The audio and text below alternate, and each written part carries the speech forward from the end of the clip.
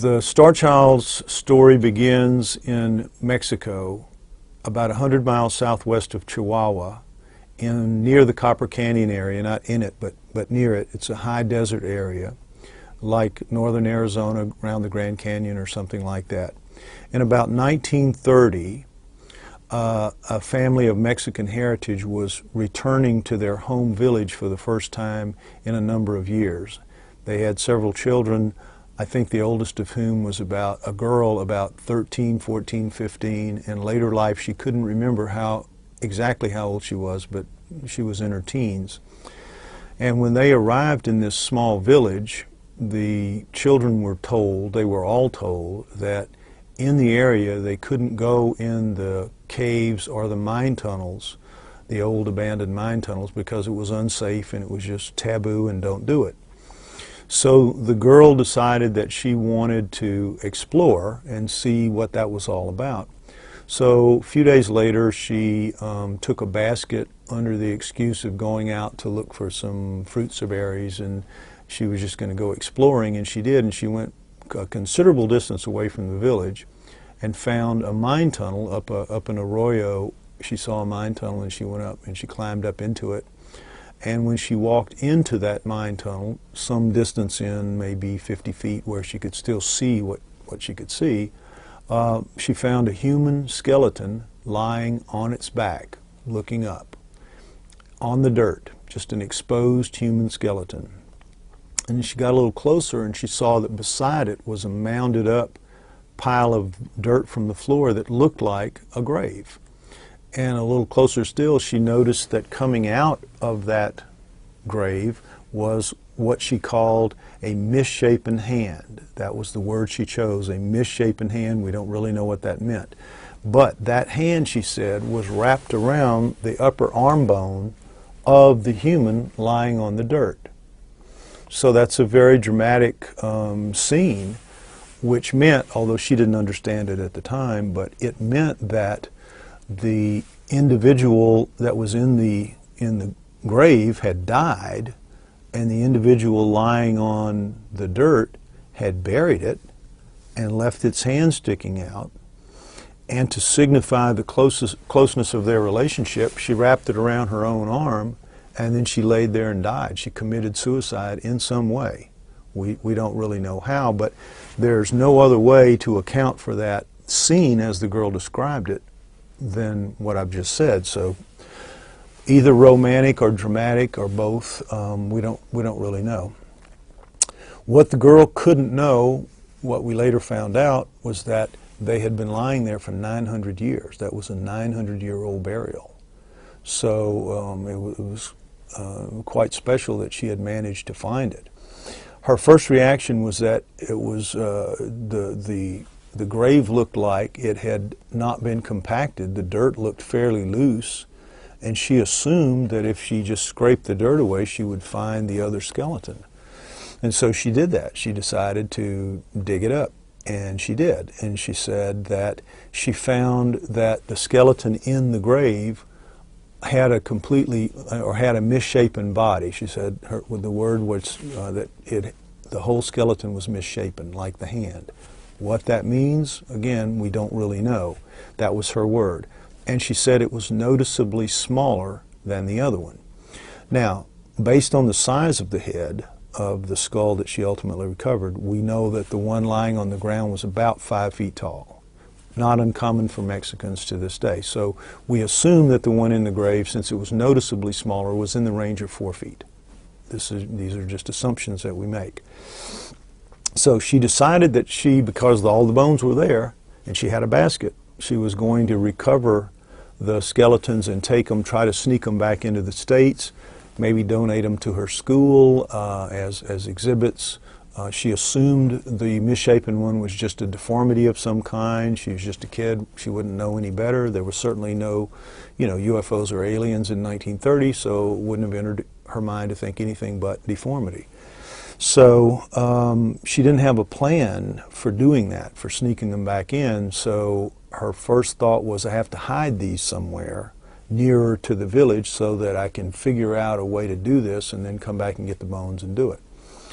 So on the way back, she found a ravine coming down from an arroyo, kind of a ravine, and it has some trees and bushes on it, along it, and there was a tree and there was a shelf underneath that tree of a hollowed out area under the roots where she felt she could hide them very safely, and all of them, and they would be completely out of sight, a really good hiding place, which she did.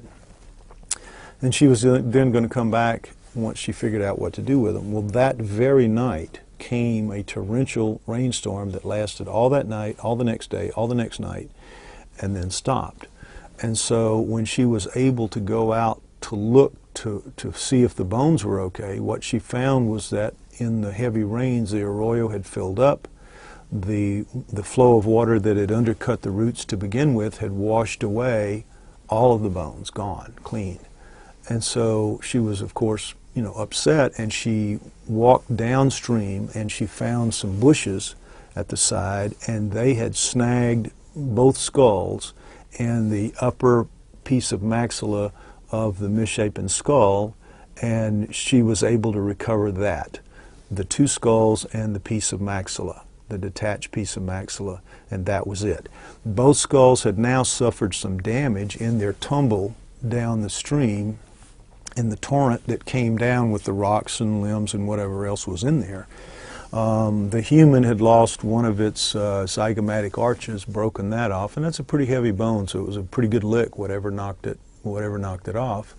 And the misshapen one had lost its lower face completely, and both of its zygomatic arches, both of its cheekbones, and it had lost a part under its neck called the basilar part. We don't know if that fell off because it wasn't fully detached or if it was knocked off. We don't really know. But nonetheless, she was happy to have the two skulls. She considered that something, at least, and it was much easier to solve the problem of trying to sneak them back, two whole skeletons. So she kept the two skulls.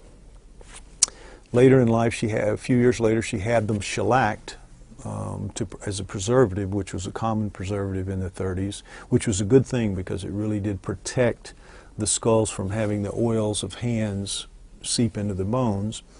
And then she put them in a cardboard box, basically, and put them in her garage and more or less just forgot about them.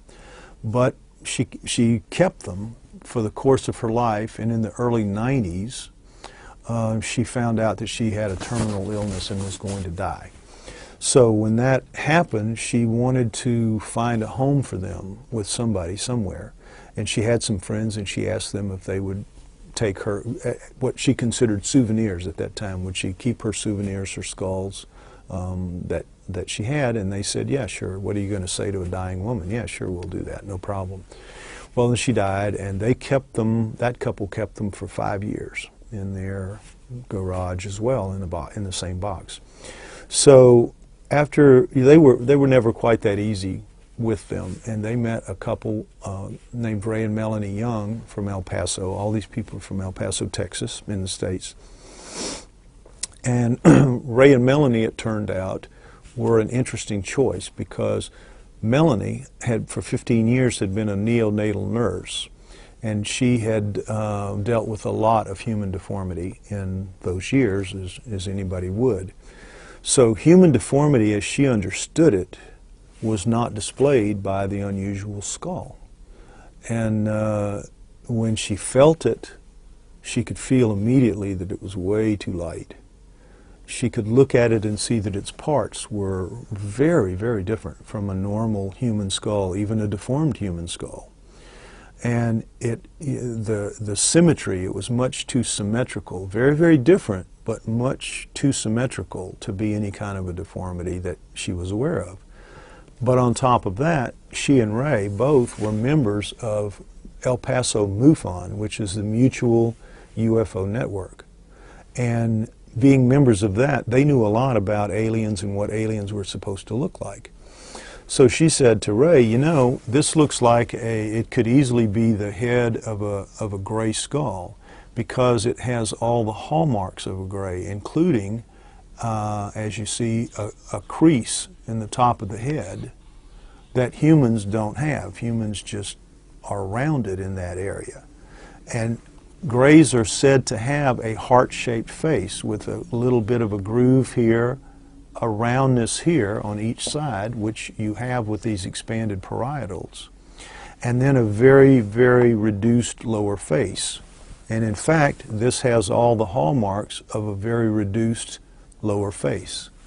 It physically looks like it could be a skull that would fit in a gray alien, the standard image that we have of a gray alien. So she said, I want to have this thing checked out. I want to have it determined what it is. And Ray agreed to that. So they went to the next MUFON meeting there in El Paso, and they put out the word to everybody there. Who in the field of alternative knowledge talks about skulls? Who knows about skulls that we can approach with this? And my name came up because at that time in '99 I was touring the country talking about a book I had written called Everything You Know Is Wrong, which dealt with an alternative view of human origins and a lot to do with hominoids, Bigfoot, the abominable snowman, things like that, and also what are called prehumans. And I compared the prehuman skulls to what the hominoid skulls were supposed to look like, and my argument was that they were the same, that they were not prehumans, they were actually hominoids. So people who had seen me do that presentation told Ray and Melanie, Lloyd Pye does a lot about skulls in his presentation, so why don't you contact him? So they did, and they asked me to come by the next time I was in the El Paso area, and that was going to be in a couple of months, in February, mid-February of '99. And so I said, I'll be on my way to a big conference in Las Vegas, in Laughlin, Nevada, near Las Vegas, and I can swing by then. And they said, great, love to see you, we'll wait for you. So I went by and visited with them, and fully expecting I was going to see something relating to Bigfoot. They didn't say what it was, they just said, we'll show you when you get here. So I assumed it was going to be related to hominoids in some way. And when they pulled these out of the box, it was quite a shock. It was absolutely the last thing I expected to see. And when they put the misshapen skull in my hands, I, just like Melanie, I knew enough about skulls to know this was very, very unusual, way too light, much too symmetrical. And I particularly understood the problems with the eye sockets because my father had been an optometrist for 40 years plus, and so I knew a lot about eyes, and I could see these were very otherworldly, unusual, weird eyes, but they were just perfect. I mean, just perfect. Different, but perfect, and that really didn't make sense to me. But even with all of that, my initial assessment was it has to be a deformity of some kind. It's the natural thing anybody would say when they first see something very, very unusual but has a general human look to it. Your first thought has to be it's a deformity. And if you don't know any better, that's what you're going to think. And Melanie knew better. It just so happened she knew better. I knew a little bit better, but the idea that I was holding an alien or a human alien hybrid in my hands was so difficult to accept, to wrap my mind around. I compare it to the shepherd that found the Dead Sea Scrolls and would have understood that, you know.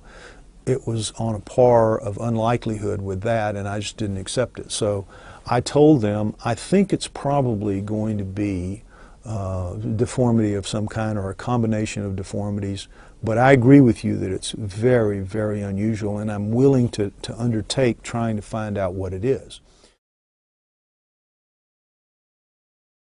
The mine tunnels, the old abandoned mine tunnels, because it was unsafe and it was just taboo and don't do it. So the girl decided that she wanted to explore and see what that was all about. So a few days later, she took a basket under the excuse of going out to look for some fruits or berries, and she was just going to go exploring, and she did, and she went a considerable distance away from the village and found a mine tunnel up an arroyo. A family of Mexican heritage was returning to their home village for the first time in a number of years. They had several children, I think the oldest of whom was a girl about 13, 14, 15. In later life, she couldn't remember exactly how old she was, but she was in her teens. And when they arrived in this small village, the children were told, they were all told, that in the area they couldn't go in the caves or